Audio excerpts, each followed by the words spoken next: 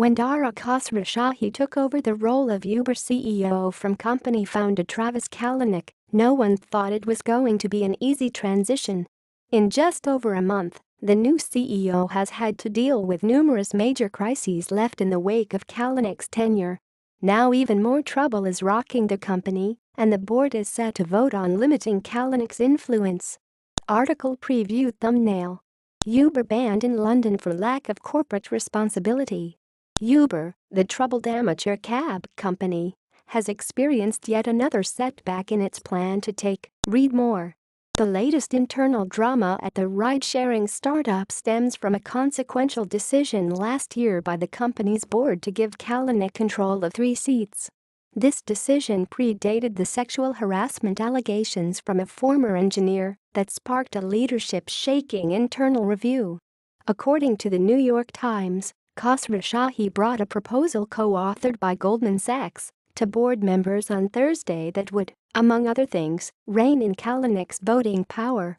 The move was simultaneously intended to give the CEO the control he needs to run the company and reassure the Japanese investor SoftBank, which reportedly agreed to invest $10 billion on the condition that Kalanick is guaranteed not to return to his old position. Sensing his control of the situation slipping away, Kalanick sprang into action on Friday evening and used his power to appoint 2 new friendly board members, Ursula Burns, the former chief executive of Xerox, and John Thain, the former chief of Merrill Lynch. Now, every seat on the 11-member board has been filled, and Khosrowshahi is reportedly unhappy about the surprise decision. Recode obtained an internal letter that the new CEO sent to staff that reads in part, "I wanted to update you on some disappointing news from today. Travis appointed 2 new members to Uber's board without discussing it with me or the board of directors more broadly. Anyone would tell you that this is highly unusual. If your family or friends ask you about it, here is our press statement. The appointments of Ms. Burns and Mr. Thain to Uber's board of directors came as a complete surprise to Uber and its board. That is precisely why we are working to put in place world-class governance to ensure that we are building a company every employee and shareholder can be proud of." According to Bloomberg, the board will meet on Tuesday to vote on the proposal to shift to a structure in which shareholders get 1 vote for 1 share. Gizmodo has reached out to Uber for comment on nature of Tuesday's board meeting and will update this post when we receive a reply. The plan is an attempt to handle several situations at one time. In a highly unusual move, Benchmark, a top shareholder, is suing Uber to have Kalanick removed from the board altogether.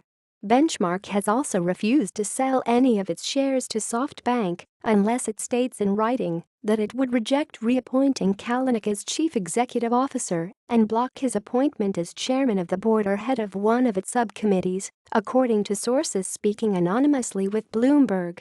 Uber would get more cash. Benchmark might feel happy enough to drop its legal action, and some sort of reliable leadership structure would be decided.